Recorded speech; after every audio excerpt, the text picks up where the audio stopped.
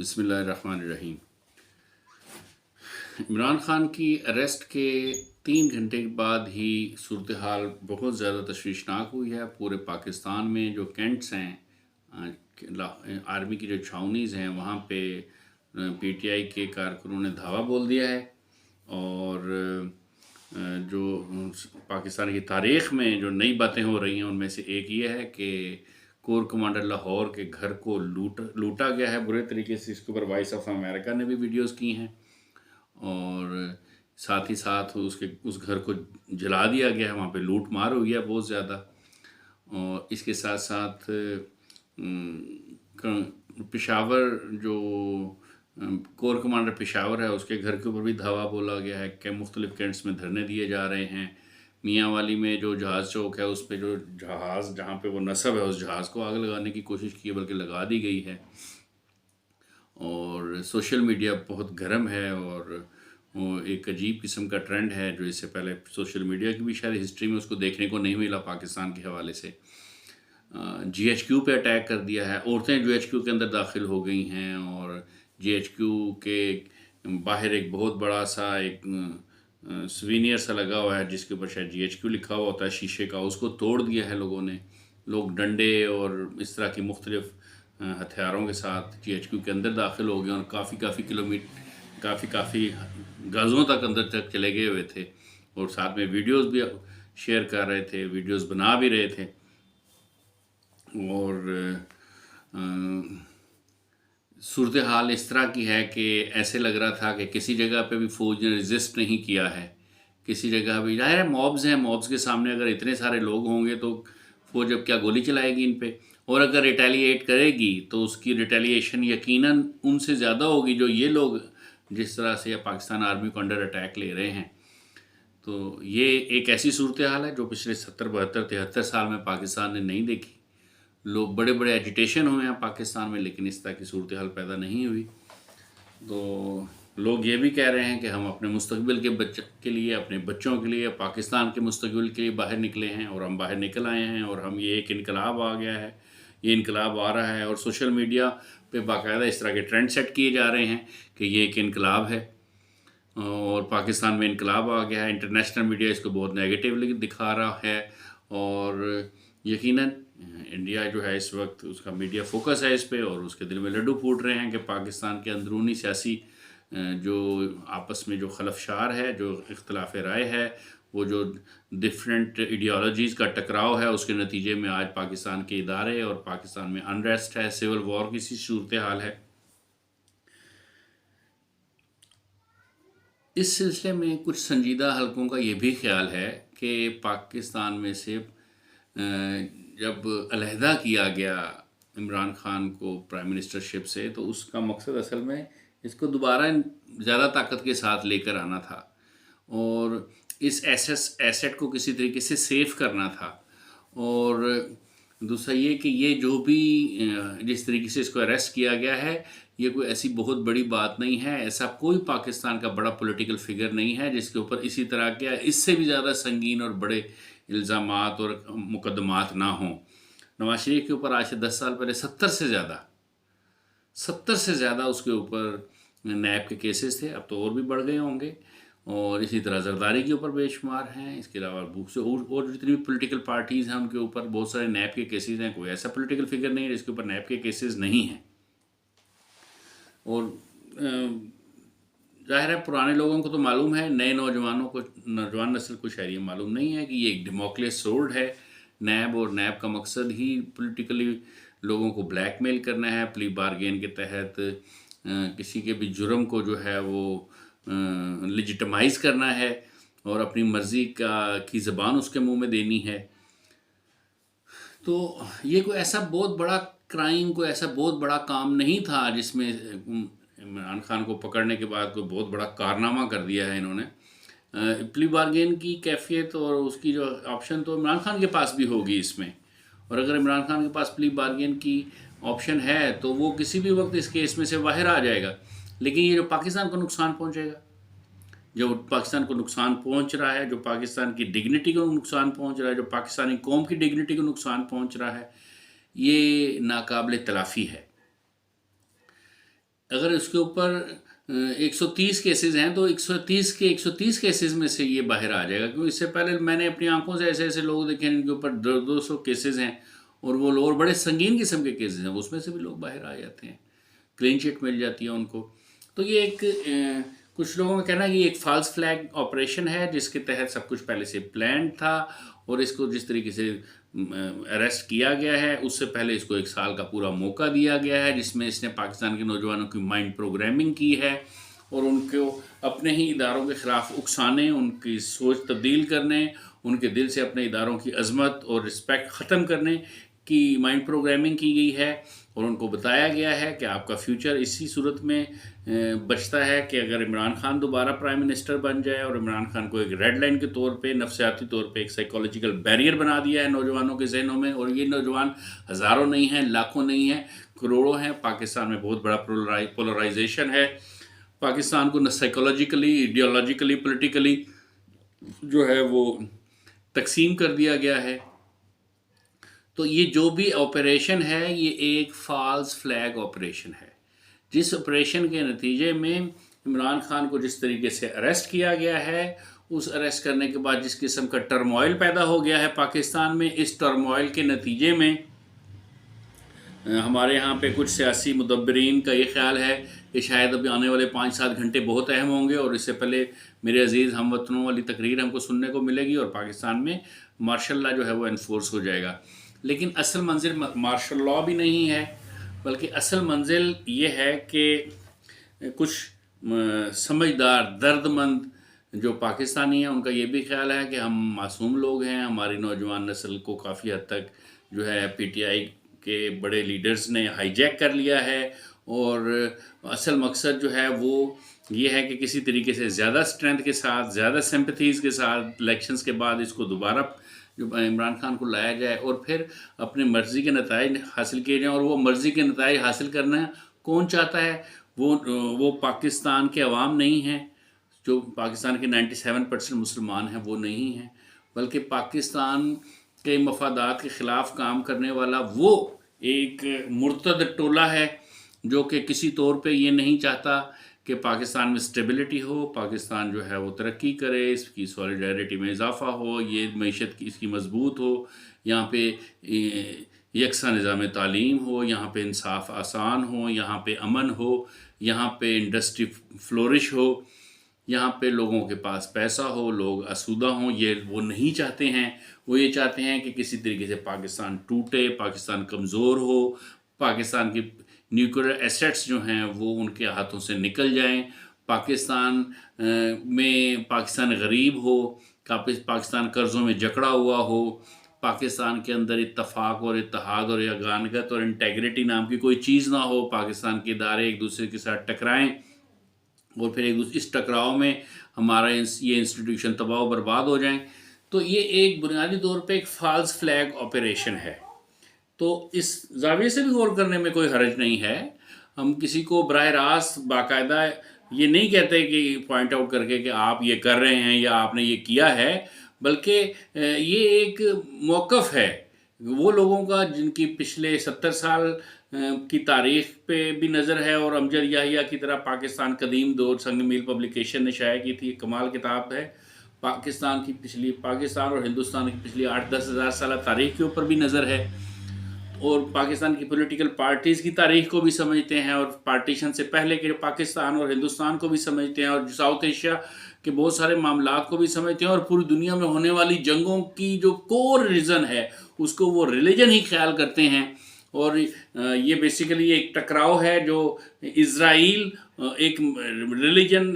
کی بنیاد پہ ایک سٹیٹ بنی ہے، اور ایک پاکستان ہے جو ایک ایڈیالوجیکل اور ایک دین اسلام کے نام پہ سٹیٹ بنی۔ ان دونوں کا اصل میں ٹکراؤ، اور ان کے ساتھ ان کے ہواری ہیں، 2 ڈیفرنٹ کیمپس ہیں جو بظاہر تو ڈکلیئر نہیں ہیں، لیکن انڈکلیئرڈ یہ کیمپس ہیں جو آپس میں کسی طریقے سے کسی ایک سویلائزیشن کو ختم کر کے، کسی ایک ریاست کو ختم کر کے دوسری ریاست،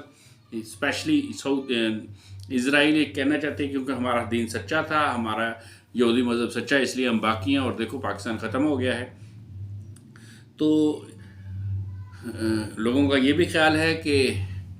عمران خان اور اس کے جتنے بھی ارد گرد کے جو لوگ ہیں وہ ان میں سے زیادہ تر لوگ ایسے ہیں جو قادیانی ہیں، جو کہ ختم نبوت پہ یقین نہیں رکھتے، اور ان کا اپنا ایک خاص ایجنڈا ہے. اس ایجنڈے کے تحت پاکستان باقی رہے یا نہ رہے ان کی اس میں کوئی دلچسپی نہیں ہے. وہ کسی طور پہ بھی یہ چاہتے ہیں کہ اگر کسی طریقے سے بھی پاکستان کے آئین 73 کے آئین میں سے جیسے قادیانیوں کو کافر قرار دیا گیا ہے، اس میں سے کسی طریقے سے اس کو امینڈمنٹ کر کے ختم کر دیا جائے. اور اگر یہ ختم نہ ہو سکتی ہو تو اگر یہ پاکستان کو ختم کرنے کی قیمت ادا کر کے اس کو ختم کیا جا سکتا ہو تو بھی کر دینا چاہیے، کیونکہ پاکستان میں اس غیر مسلم جتنی بھی اسلام دشمن قوتیں ان کی کوئی دلچسپی نہیں ہے. اس کی فوز و فلاح سے، اس کی انٹیگریٹی سے، اس کی سالمیت سے ان کو کوئی لینا دینا نہیں ہے. تو ہمارے ہاں کے عوام کیونکہ ان چیزوں کو آسانی سے سمجھتے نہیں ہیں، ان کو اس بات کا احساس آسانی سے ہوتا نہیں ہے. کئی دفعہ کئی دہائیاں لگ جاتی ہیں یہ پتہ کرنے میں کہ کون پاکستان کا خیر خواہ تھا اور کون کسی اور ملک یا کسی اور پلید مذہب کا ایجنٹ تھا، اور وہ اس وقت تک اپنا پورا پروگرام کر چکا ہوتا ہے، اس نے اپنے حصے کا رول ادا کر دیا ہوا ہوتا ہے. تو یہ اس میں کوئی بھی ایسی بات نہیں ہے جو پہلے سے طے شدہ نہیں ہے. اس میں سے کوئی بھی اسکرپٹ کا ایک ڈائلاگ بھی ایسا نہیں ہے جو پہلے سے سامنے دونوں پارٹیوں نے رٹا ہوا نہیں ہے. تو یہ یوں خیال فرما لیجئے کہ ابھی بہت سارے کام کرنے باقی ہیں، جن میں سے دو اہم ترین کام پاکستان کے نیوکلیئر ایسٹس ہیں، جو کہ کسی طور پہ بھی انٹرنیشنل اسٹیبلشمنٹ کو اور اسلام دشمن قوتوں کو بھاتے نہیں ہیں. اور اس کے ساتھ ساتھ دوسرا، پاکستان یہ بات کسی طور پہ بھی قادیانیوں کو ابھی تک ہضم نہیں ہوئی ہے کہ دنیا میں کوئی ایک ایسا ملک ہے جس میں اس کے آئین میں باقاعدہ یہ ڈکلیئر کر دیا گیا ہے کہ قادیانی جو ہیں وہ کافر ہیں، مرتد ہیں اور زندیق ہیں اور جہنم کے کتے ہیں. تو وہ کسی طور پہ بھی اس کو ختم کرنا چاہتے ہیں تاکہ دنیا میں کوئی بھی ایسی اسٹیٹ نہ ہو پاکستان سمیت جہاں پہ قادیانیوں کو کافر قرار دیا گیا ہو. اور وہ دوسری مسلمان ریاستوں کو بھی یہ چاہتے ہیں کہ پاکستان کو عبرت کا نشان بنا کے ان کو ایک لیسن دیا جائے کہ وہ اس بات کا تصور اور خیال بھی نہ کریں کبھی کہ وہ اس طرح کر سکتے ہیں، یا کریں گے تو ان کو چھوڑ دیا جائے گا. تو یہ وہ سینیریو ہے، یہ وہ اصل مقصد، وہ ٹارگٹ ہے کہ وہ اس ٹولے کو اوپر لے کے آنا، اس بندے کو اوپر لے کے آنا جو ان کو زیادہ وفادار لگتا ہے، جس کے اوپر ان کی زیادہ انویسٹمنٹ ہوئی ہے، جس کی زیادہ مائنڈ پروگرامنگ انہوں نے کی ہے، جس کے تحت وہ پاکستان کی اینٹ سے اینٹ بجا سکیں، جس کے تحت وہ پاکستان میں وہ ہمارا وہ جو خواب ہے، دیرینہ خواب، کہ پاکستان میں قرآن و سنت کا نفاذ ہو اور پاکستان ایک ماڈل ویلفیئر اسلامک اسٹیٹ بنے جو پوری دنیا کے لیے دعوت دے سکیں ہم ان کو کہ یہاں پہ آپ آ کے دیکھیں کہ اسلام اصل میں یہ ہے. تو اس کو، اور دوسرا یہ کہ یہ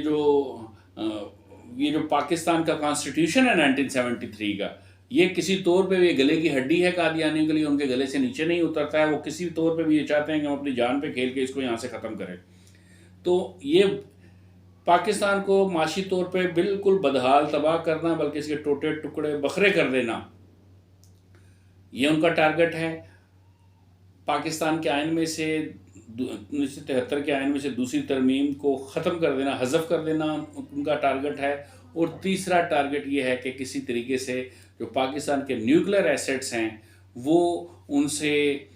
کے قبضے میں نہ رہیں، ان کے لیے وہ افیکٹو نہ رہیں، ان کے لیے وہ ایک اہم ٹول نہ رہیں اس علاقے میں اپنی ڈیٹرنس کے ذریعے امن کی ترازو کو جو ہے وہ بیلنس کر کے رکھنے، متوازن رکھنے میں. تو ان ٹارگٹس کو حاصل کرنے کے لیے ان کو اگر فرض کریں، تھوڑی دیر کے لیے فرض کر لیں کہ ان کو ایسا لگتا ہے کہ عمران خان بہت سوٹیبل ہے، یہ اس میں اس فلم میں مین رول ادا کرنے کی تمام صلاحیتیں موجود ہیں، تو وہ پھر سیمپتھیز کے ذریعے، اس طرح کے فالس فلیگ آپریشنز کے ذریعے اور اس طرح کے جھوٹے اور بوگس قسم کے کیسز کے ذریعے وہ اس کو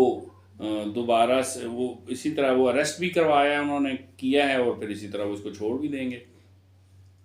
تو لیکن اب یہ بات ہمارے ہاں پہ لوگ یہ سمجھ رہے ہیں شاید وہ پاکستان کی، ان کے جو ہمارے نوجوان ہیں وہ یہ سمجھ رہے ہیں شاید یہ پاکستان کی بقا کی جنگ ہے.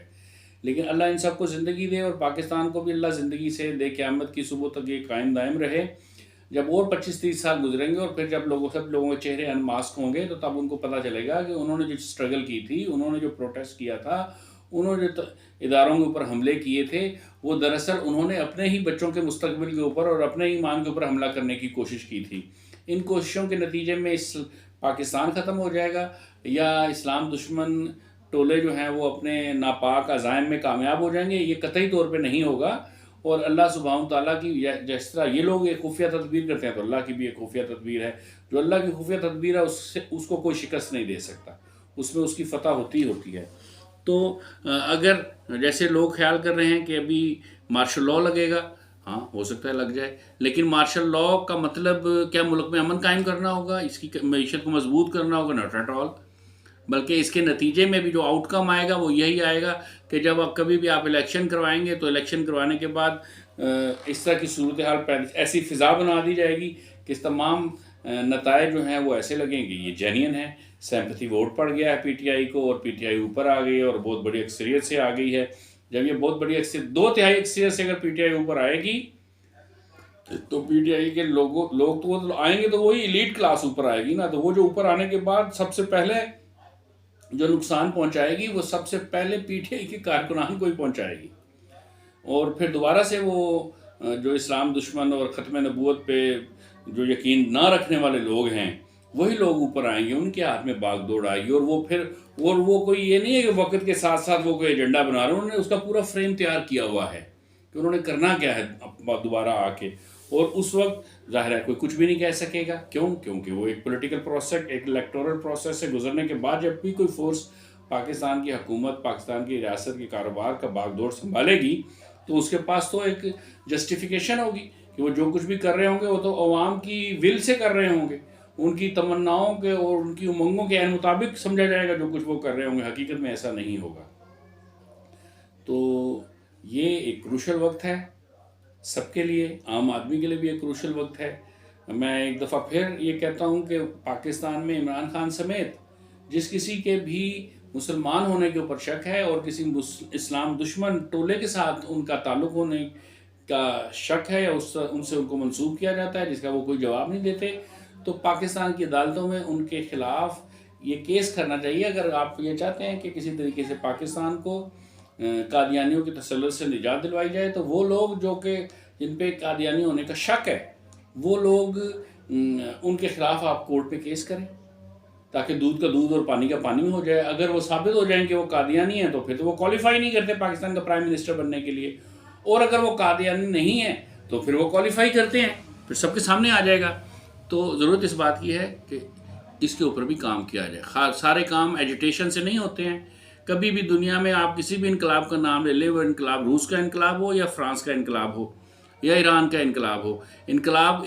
ایک سیلاب ہوتا ہے جس میں ہر چیز خسر و خاشاک کی طرح بہہ جاتی ہے، اور ایسے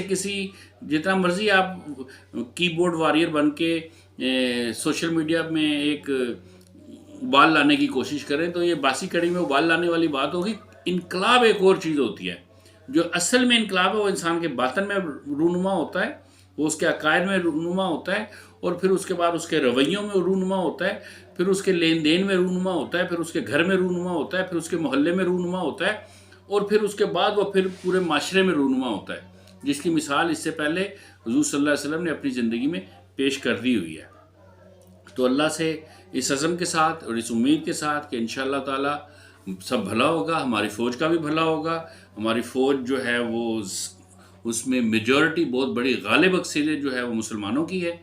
اور اللہ سبحانہ تعالیٰ ان کو زندہ قائم دائم رکھے۔ وہ ہمارے سر کا تاج ہیں،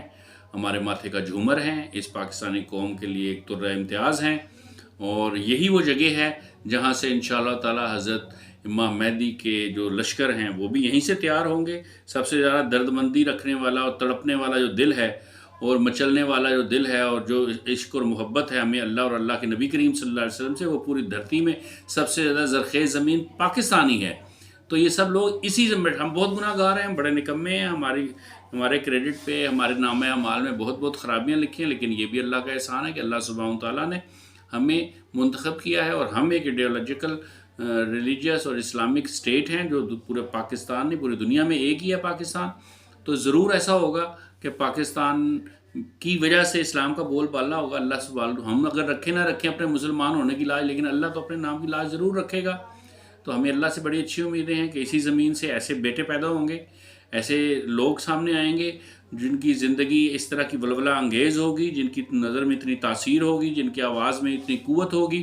جن کے بازو میں ایسے شعلے ہوں گے، جن کی تلوار میں ایسی چمک ہوگی کہ جو کفار کو، جو قادیانیوں کو، جو ختم نبوت کے منکرین کو اس دنیا سے، اسپیشلی پاکستان سے بالکل پاک کر دیں گے. اور یہ پاکستان ایک امن کا گہوارہ ہوگا، پاکستان ایک ماڈل سٹیٹ ہوگا. اس پاکستان کی وجہ سے دوسرے مسلمان ممالک میں بھی اسلام آئے گا اور غیر اسلامی ریاستوں میں بھی اسلام آئے گا. اللہ پاک اس نازک دور سے میرے ملک کو، میری قوم کو، میرے قوم کے بچوں کو بخیر و خوبی گزار دے، اور یہ ہمارے لیے نصیحت کا باعث ہو، یہ ہمارے لیے تربیت کا باعث ہو، یہ ہماری ذہن سازی کا باعث ہو، یہ ہماری پازیٹیو اسپریچول مائنڈ پروگرامنگ کا باعث بن جائے. جو بھی واقعات و سانحات ابھی تک پاکستان میں مختلف طریقے سے مختلف فالس فلیگ آپریشن کی وجہ سے پیش آ رہے ہیں. شکریہ.